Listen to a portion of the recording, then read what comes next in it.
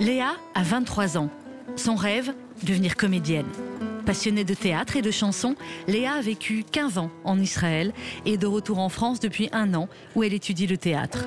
Léa vit au cœur de la résidence étudiante de l'Opège, un programme porté par la Fondation Opège, l'Institut Alain de Rothschild et le Fonds social juif unifié.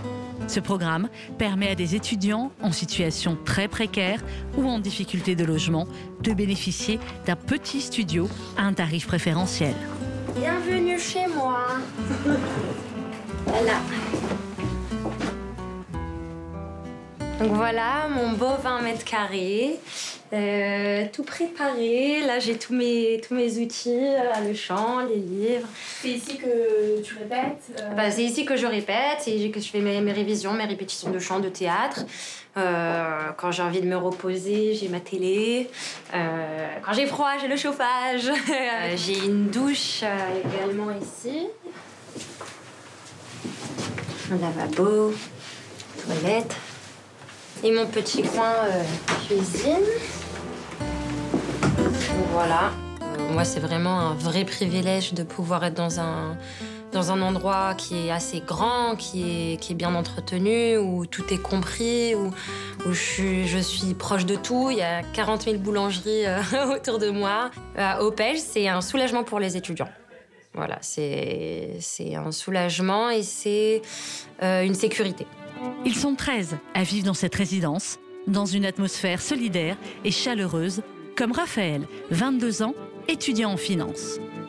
Avoir cet appartement, c'est en effet, ça m'enlève une épine du pied considérable parce que, comme je l'ai dit déjà, habiter en banlieue, ça me faisait faire des trajets incroyables. Là, j'ai plus de temps pour moi, aussi pour aller au boulot. Et puis, je suis plus stressé, quoi.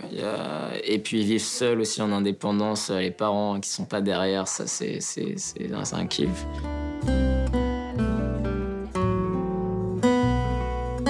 Les appartements sont mis à leur disposition pour un loyer modique qui leur permet de, finalement, n'avoir à financer de leur poche que 200 € par mois et de disposer d'appartements équipés avec une cuisine, une salle de bain, un grand studio de 20 mètres carrés et de pouvoir faire leurs études de manière confortable et en confiance. Ces appartements sont rénovés régulièrement.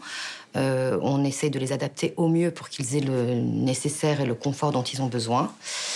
Et puis après, on leur demande aussi, alors ça c'est assez récent, et on n'a pas pu le faire du fait de la pandémie l'année dernière, mais notre objectif à Johan et moi, c'est effectivement de leur permettre aussi de faire des actions de bénévolat pour des institutions de la communauté.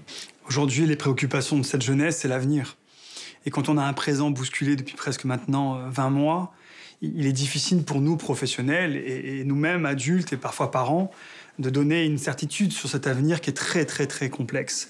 L'idée, c'est que les institutions comme nous puissent offrir un espace accueillant, sécurisant, que ce soit à travers le logement et puis plus largement sur la question de l'accompagnement.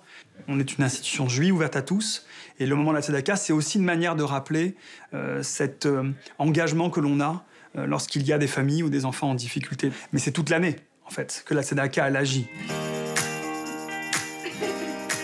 C'est bon, c'est la